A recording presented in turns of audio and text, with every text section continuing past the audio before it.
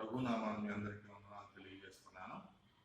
నిజ రక్షకుడు, నిరంతర స్తోత్రార్పుడు, మన ఘనమైన తండ్రి దేవాది దేవుడు మనల్ని దీవించి ఆశీర్వదించునుగాక. ఆమేన్. ఈ ఆదివారము ప్రత్యేకమైనటువంటి సందేశాన్ని మనం దేవుని యొక్క కృపలో తెలుసుకుందాం.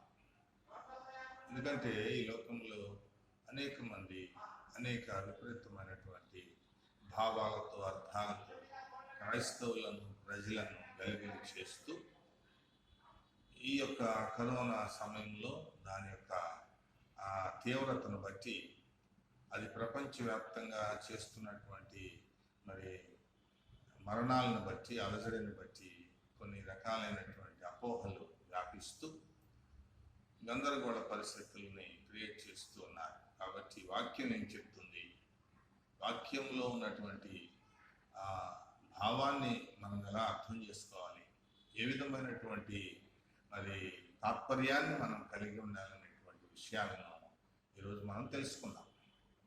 పునరుత్థానం అయిన తర్వాత ఆరోహణ దినం వరకు 40 దినాలు ప్రభు ప్రత్యేకించి ఈ యొక్క మధ్య కాలంలో ప్రజలను, శిష్యులను, తను ప్రేమించినటువంటి స్త్రీలను బలపరిచినట్లుగా చూస్తూ ఉన్నాం. ప్రమాదం 11 పర్యాయములు ప్రభు తను తాను ప్రత్యక్షపరుచుకుని మరి శిష్యులను, అదే రీతిని ఆయన నమ్మినటువంటి, వెంబడించినటువంటి బిడ్డలను బలపరిచి దేవుని యొక్క ప్రణాళికను వారికి తెలియజేసినట్లుగా చూస్తాం.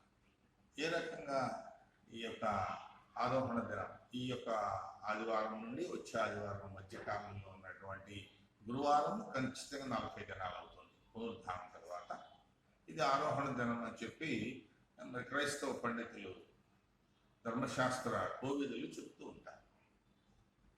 అది ఏదైనప్పటికీ ఆరోహణ అయినటువంటిది ఖచ్చితమైనటువంటి స్థితి కాబట్టి దాన్ని మనం జ్ఞాపకం చేసుకుంటూ ఈ మధ్యకాల సమయంలో పునరుద్ధానం టు ఆరోహణ, మధ్యకాల సమయంలో ప్రభు ఏం చేశారు, ఏ విధమైనటువంటి మరి విషయాలను ఈ లోకానికి, తన ప్రజలకు తెలియజేశారు అనేది మనం తెలుసుకుంటున్నప్పుడు కొన్ని విషయాలు మనకి అనవసరమని కూడా ప్రభు చదివిస్తూ ఉన్నారు.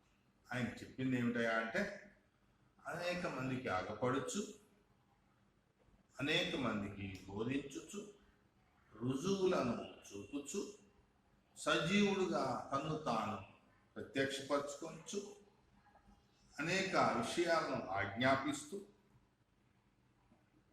వాటి కొరకు కనిపెట్టుడి అని తెలియచేస్తూ, బాప్తిస్మం మీరు పొందెదరు అని తన యొక్క ఆలోచనను బయలుపరిచినట్లుగా చూస్తున్నాం.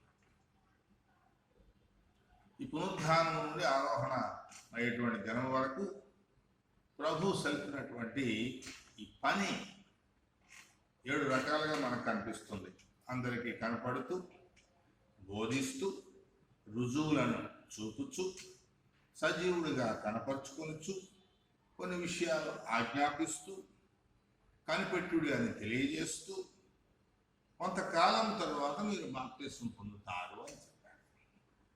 ఈ విషయాలన్నీ ఎందుకు తెలియజేశారంటే, మానవుని యొక్క తక్షణ కర్తవ్యం ఏంటి, ఏం చేయాలి, ఏ రకమైనటువంటి కార్యక్రమాలు చేపట్టాలి. ఆ విధంగా ఆరోహణం అవుతున్నటువంటి సమయంలో శిష్యులందరికీ తను తాను ప్రత్యక్షపరచుకుని ఆయన మాట్లాడుతూ ఉన్నప్పుడు, అయా మరలా తిరిగి ఇశ్రాయేలునకు మీరు రాజ్యాన్ని అనుగ్రహిస్తారా అని అడిగినప్పుడు, అది మీ పని కాదు అని సెలవిచ్చారు. అంటే మన పని కాని దాన్ని మనం పక్కన పెట్టాలి. ఇది మన పని కాదు, ఈ పని మీరు ఎందుకు చేస్తున్నారు, ఈ విధమైనటువంటి ఆలోచనలు మీరు ఎందుకు చేస్తున్నారు, ఈ విధమైన విషయాలు మీరు ఎందుకు వింటున్నారు, ఈ విధమైనటువంటి బోధలు మీరు ఎందుకు చేస్తున్నారు, ఇది మీ పని కాదు అని ప్రభు సెలవిచ్చారు. అంటే మన పని అనేది ఒకటి ప్రత్యేకించబడింది అనేది మనం జ్ఞాపకం చేసుకోవాలి. ప్రియమైనటువంటి దేవుని బిడ్డలారా, ఈ సమయంలో మనం అపోస్తుల కార్యములు 1వ అధ్యాయములో కొన్ని విషయాలు నేర్చుకుంటున్నప్పుడు అక్కడ మనకు కనిపిస్తుంది. అగుపడి చోట పునరుద్ధానం పొందిన తర్వాత ఆయన అనేక మందికి తను తాను కనపరుచుకున్నాడు. మొదటిగా మగ్ధలేని మరియకు, ఆ తరువాత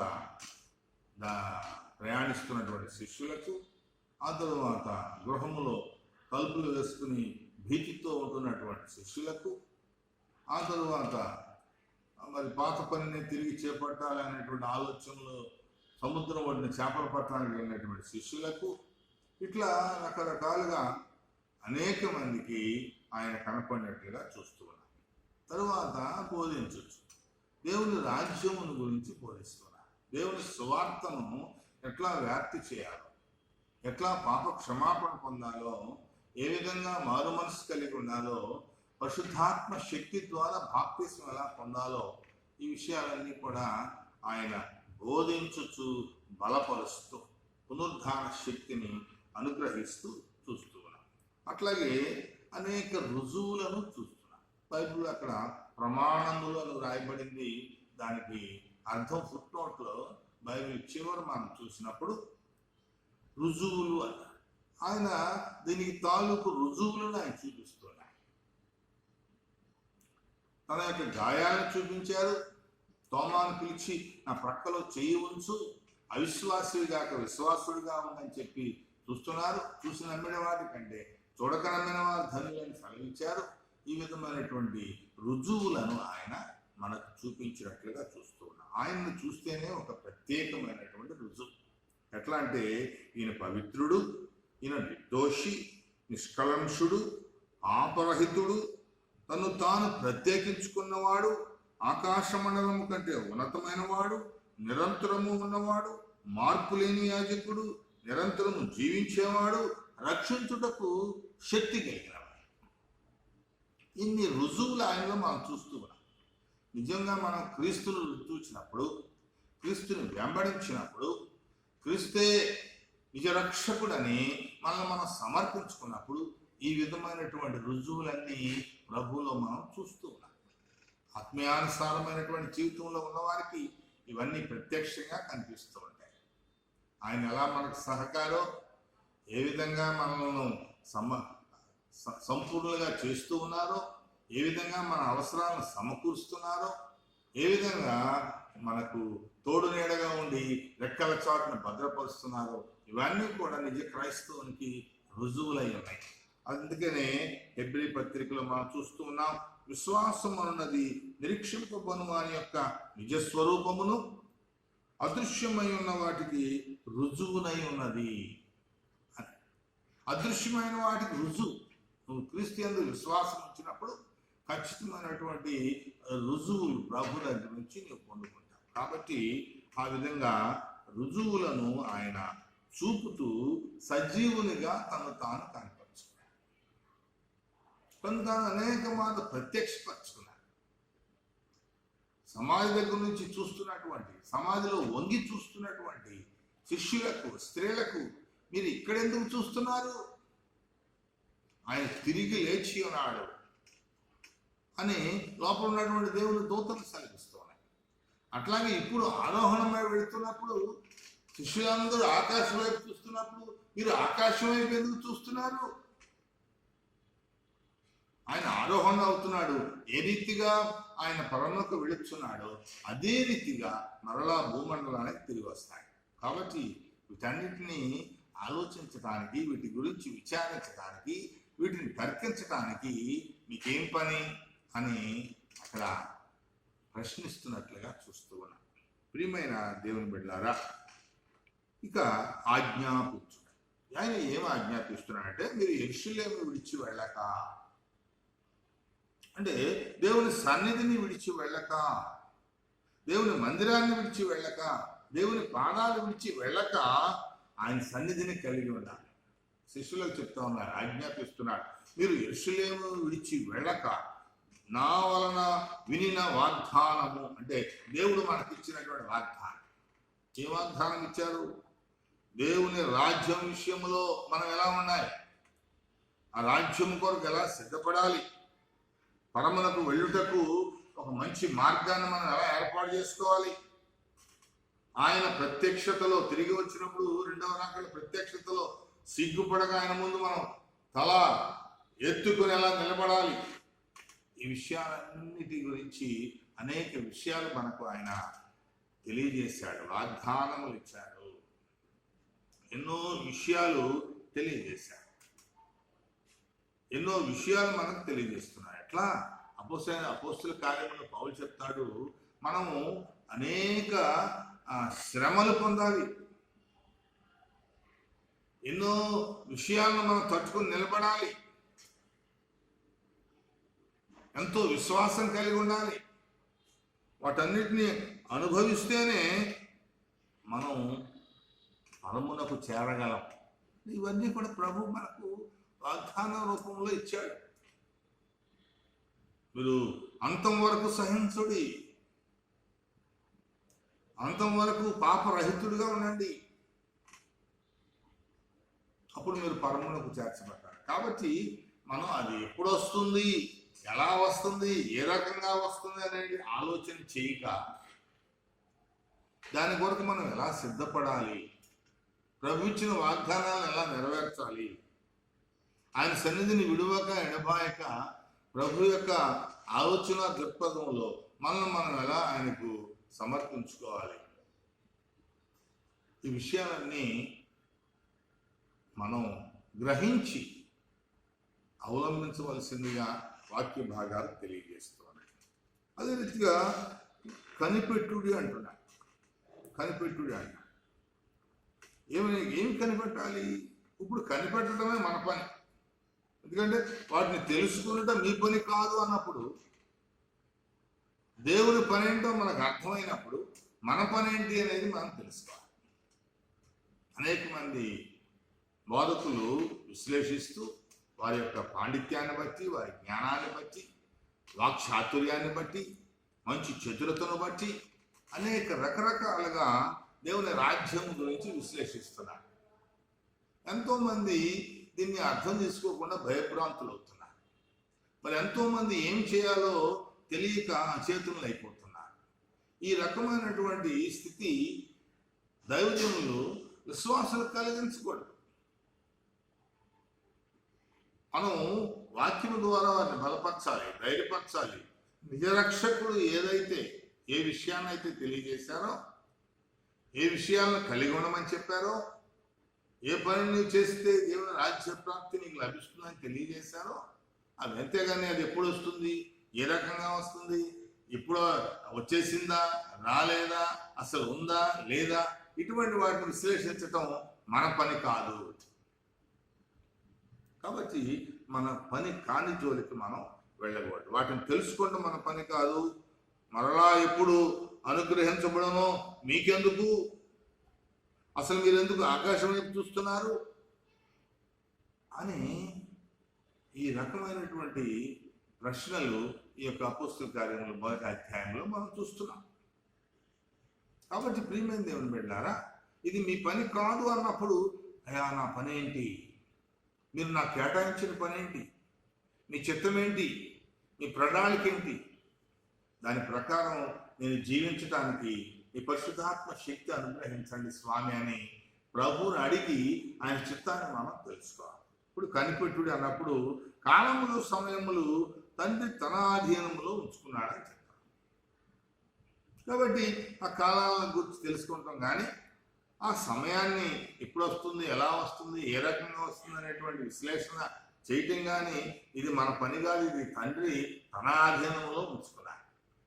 కాబట్టి మన పని ఏంటయ్యా అంటే ఎఫ్ఎస్సిలో 5:15-16 వచనాల్లో దినములు చెడ్డవి కనుక సమయము పోనీయక అజ్ఞానుల వలె కాక జ్ఞానుల వలె నడుచుకోనుడి అంటున్నాడు. ఎన్ని దినాలు ఉంటాయి, ఎంతకాలం అవుద్ది, ఇది వస్తుందా రావట్లేదు, కొంతమంది సమీపించింది అంటున్నారు, నేడో రేపు వచ్చేస్తుంది అన్నారు, ఇది కరోనా ముందు గుర్తు అంటున్నారు. ప్రపంచం అంతా సమీకరించబడి మరణాలు సంభవించబడుతున్నాయి. ఇటువంటివన్నీ దేవుని చిత్తం కాదు. ఒక్క పాపి తన పాపంలో చనిపోవడం ప్రభు చిత్తంగా. కాబట్టి మనం గ్రహించాల్సింది ఏంటంటే ఆ సమయం ఎప్పుడో నేడో రేపో మరి ఎప్పుడైనా రావచ్చు. అది మనకు అనవసరం. వచ్చే ముందు నీవు ఎలా ఉన్నావు, నువ్వు సిద్ధంగా ఉన్నావా లేదా, నిన్ను నువ్వు సంసిద్ధం చేసుకున్నావా? నిన్ను నువ్వు ప్రభు కొరకు కనిపెట్టుకునేటువంటి స్థితిలో ఉన్నావా? ఏ పరిస్థితుల్లో ఉన్నా, ఎలా ఉన్నా, ఏ కార్యక్రమాలు ఉన్నా, ప్రపంచం అంతా ఏమవుతున్నా నిన్ను నీవు శుద్ధీకరించుకున్నావు. అందుకే సమయము పోనీయక ఏమన్నాడు? సద్వినియోగం చేసుకును, జ్ఞానము కలిగి నడుచుకోమని కొలసి సంఘానికి రాస్తున్నాడు. సంఘస్థులారా, దేవుని బిడ్డలారా, క్రీస్తు నామములో బాప్తిస్మం పొందినవారు అని మాట్లాడుతూ మీరు సమయము పోనీయక సద్వినియోగము చేసుకొనుడి, జ్ఞానము కలిగి నడుచుకోండి. అంటే ఇంకా పైన ఉన్న అజ్ఞానుల వలె కాక జ్ఞానుల వలె నడుచుకోమంటే ఎంతసేపు లోకానుసారమైన స్థితిగతులు, లోకంలో ఉన్న వాటి కొరకు ఆలోచించేటువంటి పరిస్థితులు, ఇవన్నీ కూడా అజ్ఞానంతో చేస్తున్నాం. అవి తండ్రి వలన పుట్టినవి కాదు. ఈ లోకము దాని స్థితిగతులు లయమైపోతాయి. కాబట్టి మనం జ్ఞానం కలిగి నడుచుకోవాలి. దినములు బహు చెడ్డగా ఉన్నాయి. ఎక్కడికి వెళ్ళినా పరిస్థితులు ప్రతికూలంగా ఉంటున్నాయి, సజ్జనుడికి వ్యతిరేకంగా ఉంటున్నాయి. కాబట్టి సమయము పోనీయక, ప్రభువా నువ్వు ఏ స్థితిలో వచ్చినా, ఎప్పుడు వచ్చినా నేను సిద్ధంగా ఉన్నా. అలా మనల్ని మనం సిద్ధపరచుకుంటాం అనేది ఒక విషయం చెప్తున్నాడు. తలము ఆ కాలము సమయమును గూర్చి మీకు అక్కరలేదు. మొదటి దశలోనికాయలు 5వ అధ్యాయం 1వ వచనములో స్పష్టంగా సంఘానికి పౌలు రాస్తున్నాడు. ఇది మీ పని కాదు, మీకు అక్కర్లేదు. అది ఆ కాలం ఏంటో, ఆ సమయం ఏంటో, ఆయన ఎప్పుడు వస్తారో, మనల్ని ఎప్పుడు పరాణానికి తీసుకువెళ్తారో మీకు అక్కర్లేదు. ఎప్పుడు వచ్చినా, ఎలా వచ్చినా మీ పని మన పని ఏంటంటే, చూడండి ఒకసారి మనం దేవుని యొక్క వాక్య భాగంలోకి వెళదాం.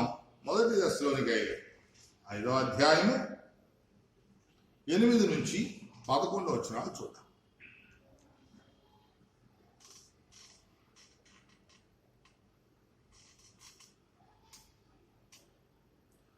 ఆరో వచనం నుంచి చూద్దాం.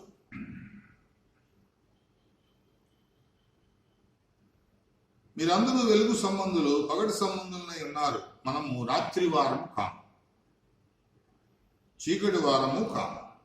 కావున ఇతరుల వలె నిద్రపోక మెలకుగా ఉండి మత్తులము కాక ఉండుము.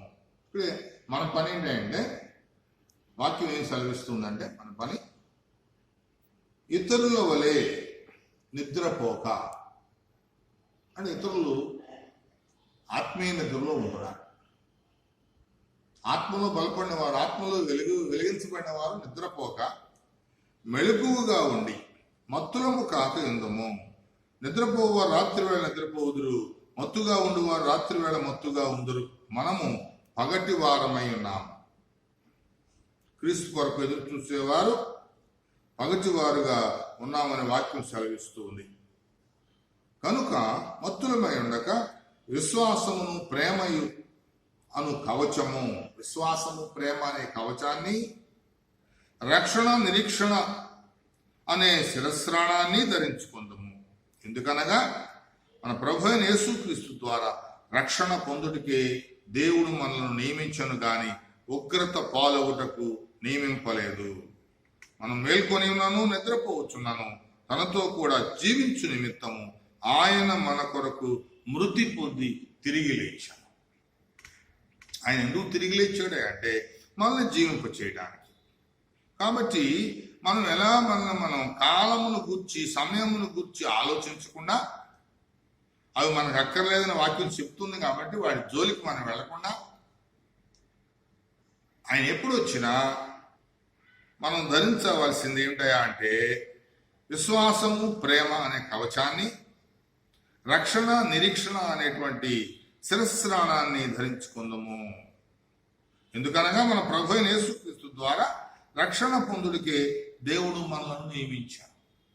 రక్షణ పొంది ఆయన రాజ్యములకు మనం వెళ్ళటం కొరకే దేవుడు మనల్ని నియమించాడు. కాబట్టి మనం చేయాల్సినటువంటి పని నిద్రపోకుండా మెలకువగా ఉండి జాగరూకతో ఆయన కొరకు కనిపెట్టాలి. మనం చేయాల్సిన పని ఏంటంటే ప్రభు ఎప్పుడు వచ్చినా సరే మనం రెడీగా ఉన్నాం. నేను నిద్రపోవటం లేదు, ఈ లోక నిద్ర జోలికి వెళ్ళటం లేదు, మత్తులుగా ఉండటం లేదు, ఆత్మీయ మెళుకువ కలిగి నన్ను నేను రక్షణ మార్గములో నిలబెట్టుకుంటున్నాను అనేటువంటి నిరీక్షణ కలిగి మనం ఉండాలని ఇక వాక్యాలు మనకి సెలవిస్తున్నాయి. అదే రీతిగా 2వ తిమోతి 3వ అధ్యాయంలో కూడా మనకు కొన్ని విషయాలు మనకు అక్కడ తెలుస్తూ ఉన్నాయి. 3వ అధ్యాయం 1 నుంచి అంత్య దినములలో అపాయకరమైన కాలములు వచ్చునని తెలుసుకున్నాము. ఎలాగనగా మనుషులు స్వార్థప్రియులు, ధనాపేక్షకులు, బెంకములాడువారు, అహంకారులు, దోషకులు, తల్లిదండ్రులకు అవిధేయులు, కృతజ్ఞత లేనివారు, అపవిత్రులు, అనురాగరహితులు, అతి ద్వేషకులు, అపవాదకులు, అజితేంద్రియులు, క్రూరులు, సజ్జన ద్వేషులు, ద్రోహులు, మూర్ఖులు, గర్వాంధులు, దేవుని కంటే సుఖానుభవం ఎక్కువగా ప్రేమించువారు, పైకి భక్తి గలవారై ఉండి దాని శక్తిని ఆశ్రయించని వారునై ఉందురు. ఇట్టి వారికి విముఖుడవై ఉండము. క్రీస్తు మార్గంలో మనం ఉన్నప్పుడు ఇటువంటి వాటికి విముఖుడవై ఉండమాట. ఇటువంటి పనులు మనం చేయకుండా ఇప్పుడు చదవబడినటువంటి వాక్య భాగాల్లో, ఎందుకంటే అంత్యకాలం అపాయకరమైనటువంటి జనాలు, తర్వాత స్వార్థపరమైనటువంటి జనాలు, మనుషులందరూ లోకాన్ని ప్రేమిస్తూ దేవుని ద్వేషించి దేవుని చిత్తానికి వ్యతిరేకంగా ప్రవర్తించేటువంటి కార్యక్రమాల్లో పాల్గొన్నటువంటి జనాలు. కాబట్టి వీటికి వేరుగా ఉండమని చెప్పి వాక్యం సెలవిస్తుంది. వాటికి విముఖుడవై ఉండము అని చెప్పి ఇక్కడ మాటలు మనకు కనిపిస్తున్నాయి. ఎందుకంటే 4వ అధ్యాయం 3వ వచనం చూసినప్పుడు జనులు హితబోధను సహింపక, దేవుడు అనుగ్రహించేటువంటి బోధ ఎవరు వెంటలే. బోధ నానా రకరకాలుగా ఈ లోకంలో వ్యాప్తి చెందుతుంది. మతపరంగా, కులపరంగా, ధనిక పరంగా, తర్వాత ఇంకా వ్యక్తిగత పరంగా దేవుని యొక్క బోధ విభజించబడతా ఉంది. ఇది ఎంతో విచారకరం, ఇదంతా శోచనీయం. వాక్యాన్ని వాక్యంగా వెదజల్లేటువంటి దైవజనులు కరువైపోతున్నారు. కాబట్టి మన పని ఏంటో స్పష్టంగా మనకు ఇక్కడ తెలియజేయబడుతుంది వాక్యం. హితబోధను సహింపక, నీ మంచి మాటలను వినకుండా, ఏ మంచి మార్గము ఆ మార్గాన్ని ఎలా గ్రహించాలో తెలిపే వాక్యాలను విడిచిపెడుతూ కల్పనా కథల వైపుకు, పెట్ట కథల వైపుకు, సొంతగా వారికి వారు బోధించుకున్నటువంటి పరిస్థితుల వైపుకు మళ్ళీపోతాం.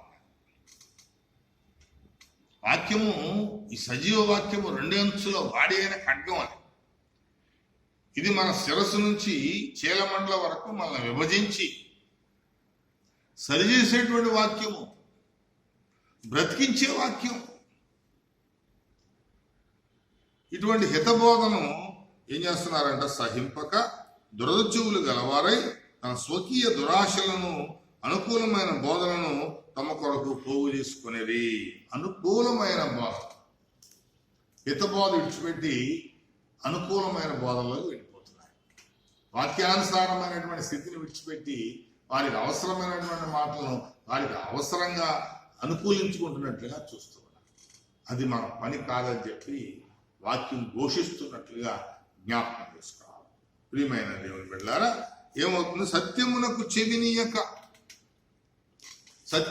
చెవినీయక కల్పనా కథల వైపుకు చెవిస్తున్నారు, కల్పనా కథల వైపు తిరిగిపోతున్నారు. అయితే ఇవన్నీ విషయములలో మితముగా ఉండము, శ్రమపడము, సువార్తికుని పని చేయము, నీ పరిచర్యను సంపూర్ణముగా జరిగించుము.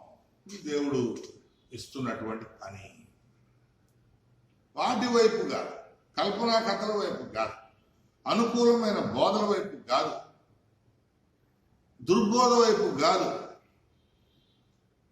ఎవరికి ఎలా కావాలో అలా మలుచుకుని బోధ చేసుకుంటున్న వైపు కాదు మెళ్ళకున్నటువంటి పని కాదు మనం చేయాల్సింది. అన్ని విషయముల్లో మితముగా ఉండుట, శ్రమపడుట, సువార్థికుని పని చేయుట. సువార్థికుని పని, సువార్తను వ్యాపింప చేయటం. సువార్తనగా క్రీస్తు జననము, క్రీస్తు మరణము, క్రీస్తు పునరుద్ధానం. దానిలో ఉన్నటువంటి విశేషమైనటువంటి విశ్వాసపరమైనటువంటి స్థితిని ప్రచురణ చేయటం. క్రీస్తు పనిని పరిపూర్ణముగా పూర్తి చేయటం. ఈ ప్రభు యొక్క చిత్తం ఎరిగి నడుచుకోవటం. ఆయన ఏమి చేయమన్నాడో అంతవరకు మాత్రమే మనం చేయటం. ఇక్కడ ఎలా వ్రాయబడింది, ఇక్కడ ఎలా వ్రాయబడింది, వారు అలా అన్నారు, వీరు ఎలా అన్నారు, మన పని కాదు, మన విశ్లేషణ కాదు. వాటి జోలికి మనం వెళ్ళకూడదు, అది మన పని కాదు. అని వాటికి విముఖుడుగా ఉండాలి, వాటి వైపు కన్నెత్తి చూడకూడదు, వాటికి దూరంగా వెళ్ళిపోవాలి. నీకు కేటాయించబడినటువంటి పనిని నీవు పూర్తి చేయాలని ప్రభు ఇక్కడ చెప్తున్నట్లుగా మనం చూస్తూ ఉన్నాం. ప్రియమైన దేవుని బిడ్డలారా, కాబట్టి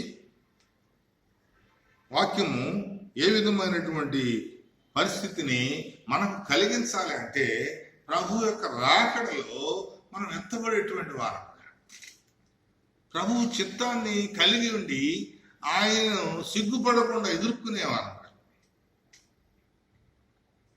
మనం చూడాలంటే ఈ విధమైనటువంటి పనిని మనం కలిగి ఉండాలి. దినములు చెడ్డవి గనుక కాలమును పోనీయక, కాలమును సద్వినియోగం చేసుకోవాలి. అజ్ఞానం వలె కాక జ్ఞానం వలె ప్రవర్తించాలి. దేవుని యొక్క చిత్తానుసారమైనటువంటి బోధన అంగీకరించాలి. ప్రభు చిత్తం ఏదో గ్రహించి మనల్ని మనం విశ్వాసములో బలపరుచుకోవాలి. అనేక శ్రమలు అనుభవించడానికి ఓర్పును కలిగి ఉండాలి. ఇంకా మత్తయి సువార్తలో మనకి చెప్పబడుతున్నటువంటి మాటలు మనం చూసినప్పుడు 24వ అధ్యాయము మత్తయి సువార్త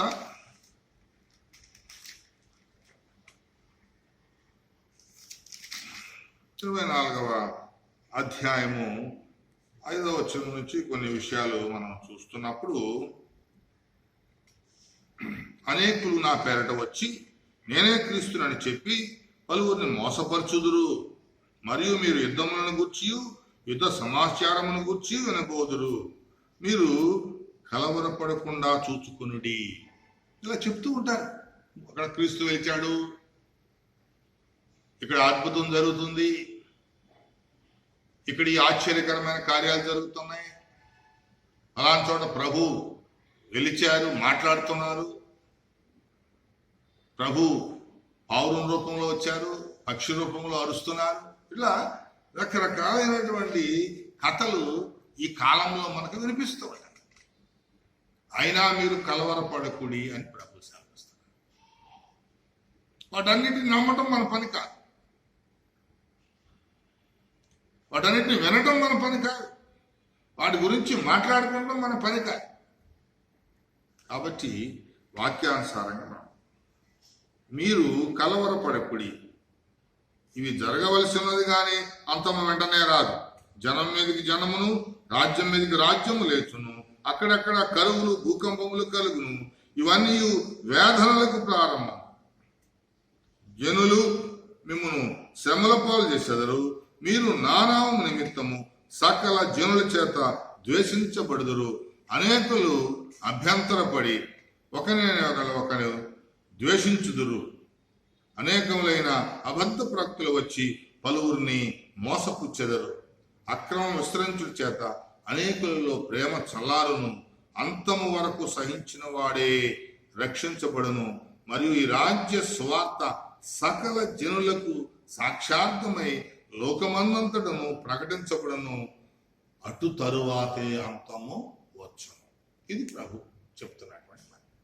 మనం ఏం చేయాలో అక్కడ అనేకులు మిమ్మల్ని ద్వేషిస్తారు, సభలకు అప్పగిస్తారు, శ్రమల పాలు చేస్తారు, చెరసాల్లో వేయిస్తారు. అయినప్పటికీ కలవరపడకుడి, అంతము వరకు సహించిన వాడే రక్షింపబడును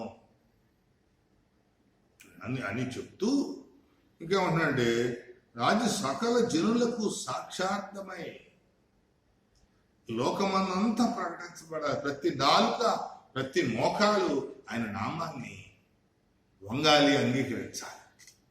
కాబట్టి ఈ వాక్యములో వాక్యములో చెప్పబడినటువంటి విషయాలను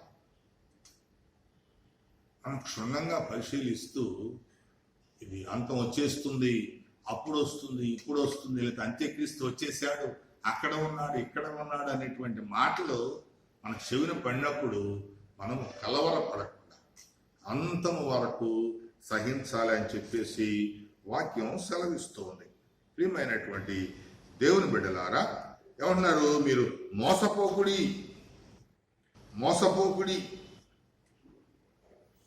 ఇంకేం చెప్పబడుతుందంటే, ఇంకా మనకి అప్పగించబడినటువంటి కార్యక్రమం దానియేలు 2వ అధ్యాయము 21వ వచనములో మీ మనస్సులను దృఢపరచుకున్నది.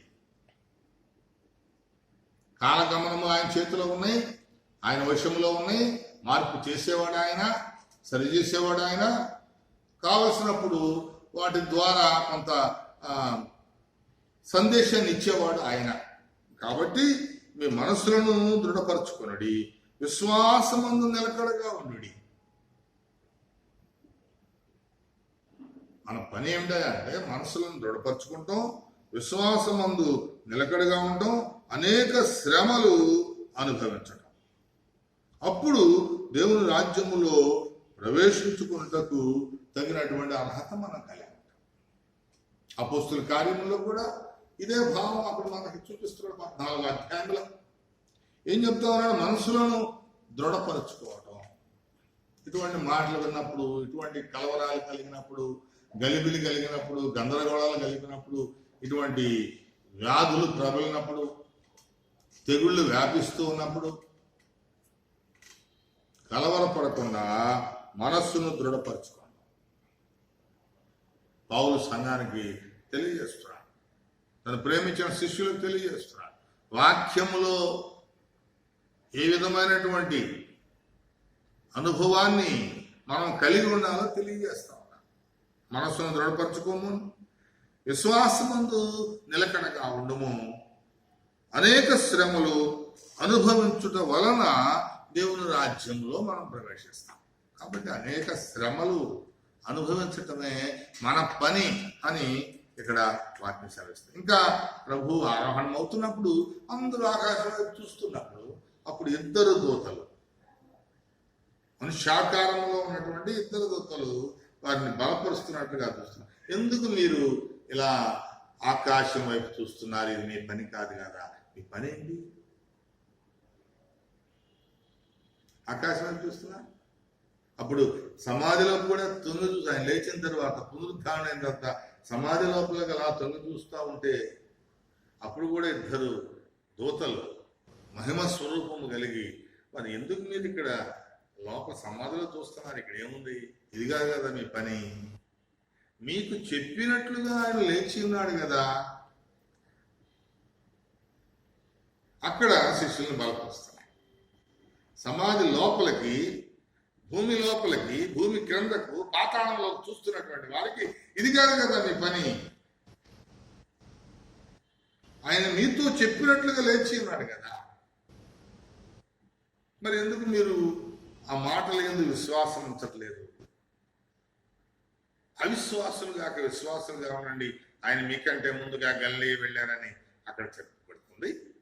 ఇప్పుడు ప్రభువారు ఆరోహణం అవుతున్నప్పుడు ఆకాశం తేరిపా చూస్తూ అయ్యో నాథుడు వెళ్ళిపోతున్నాడా అనేటువంటి ఆలోచనతో ఉన్నారేమో.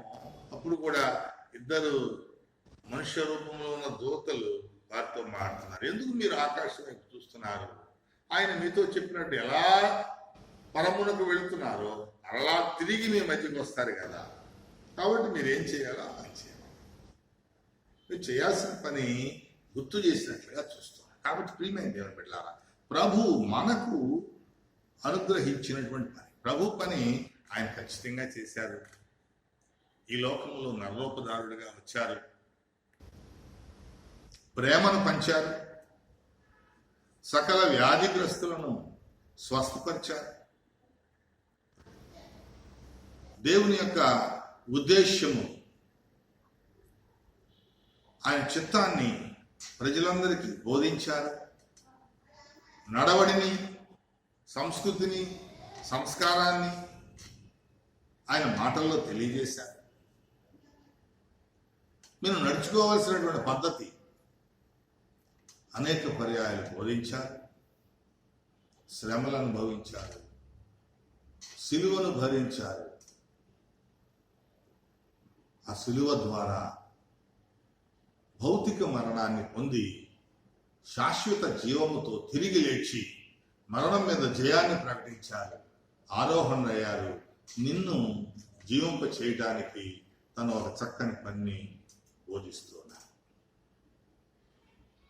వాక్యాన్ని విశ్లేషించడం, వాక్యాన్ని తర్కించడం, లేదా రకరకాలైనటువంటి విపరీత అర్థాలను తీయటం మన పని కాదు. ఎందుకు మీరు ఇంకా ఆకాశం వైపు చూస్తున్నారు? అది మీ పని కాదు కదా, ఇది చేయవలసింది ఏంటి అని అప్పుడు వారికి ఆత్మీయమైన జ్ఞానం కలిగినట్లుగా చూస్తూ అపోస్తుల కార్యములు 1వ అధ్యాయము 11వ వచనములో మనకి వారి యొక్క కార్యక్రమం ప్రారంభిస్తున్నట్లుగా ఈ సంగతులు చూడండి. తెలియజేసినటువంటి మాట, ఏ రీతిగా పరలోకమును వెళ్ళటం మీరు చూచిద్రో ఆ రీతిగా ఆయన తిరిగి వచ్చినని వారితో చెప్పారు. అప్పుడు వారు ఒలీవల వనమనబడిన కొండలో నుండి యెరూషలేమునకు తిరిగి వెళ్ళిరి. వారు పట్టణంలో ప్రవేశించి తాము బస చేయుచుండిన మేడగదిలోనికి ఎక్కిపోయిరి. వారు ఎవరనగా పేతురు, యోహాను, యాకోబు, ఆంద్రేయ, ఫిలిప్పు, తోమ, బర్తొలొమయి, మత్తయి, అల్ఫయి కుమారుడైన యాకోబు, జెలోతే అనబడిన సీమోను, యాకోబు కుమారుడైన యోదా అనువారు. వీరందరూ, వీరితో కూడా కొందరు స్త్రీలను, యేసు తల్లి అయిన మరియయు ఆయన సహోదరులను ఏక మనసుతో ఎడతెగక ప్రార్థన చేయుచుండేవి.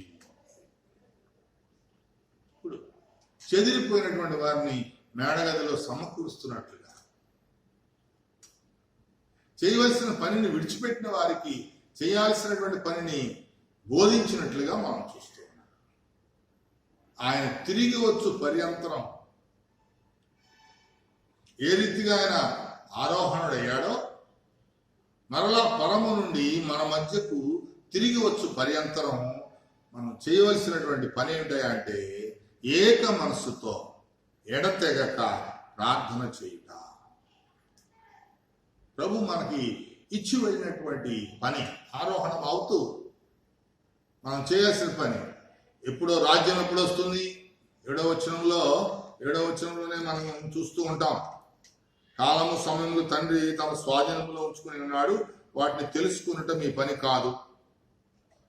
ఆయన పరిశుద్ధాత్మ మీదకి వచ్చినప్పుడు మీరు శక్తి పొందుదురు అని చెప్తూ, యోహాను నీళ్లతో బాప్తిసం ఇచ్చారు కానీ కొద్ది దినములుగా మీరు పరిశుద్ధాత్మలో బాప్తిసం పొందేదారు అని అక్కడ చెప్పబడి.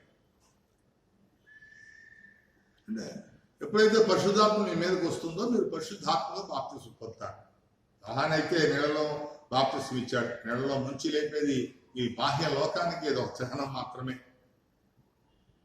నిజమైన పరివర్తన, నిజమైన పాప క్షమాపణ, నిజమైనటువంటి ప్రాయశ్చిత్తం పరిశుద్ధాత్మను పరిశుద్ధాత్మను ఎప్పుడైతే మనం పొందుకున్నామో అదే బాప్తిసానికి సంకేతం.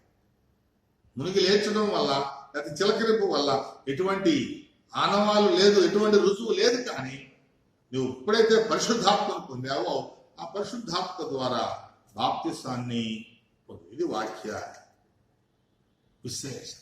వాక్యం సెలవిస్తాను. నువ్వు పరిశుద్ధాత్మను అప్పుడే బాప్తిసం. కాబట్టి ప్రియమైన దేవుని బిడ్డలారా, ప్రభు ఆరోహణం అవుతూ మనకు తెలియజేసి మనకు చేతికి ఇచ్చినటువంటి పని మీరందరూ ఏకముగా కూడుకొని ఏకభావనతో ఏక మనస్సుతో ఎడతెగక ప్రార్థన చేయుడి. కనిపెట్టుకుని ఉండండి, బాప్తిసం పొందండి, మారు మనసు కలిగి ఉండండి, సమాధానం కలిగి ఉండండి. క్రీస్తులో ఆనందించండి. మీరు ఎదుర్కొన్న శ్రమలను అనుభవించండి. ఓర్పు కలిగి ఉండండి, సహనం కలిగి ఉండండి, అంతం వరకు సహించండి.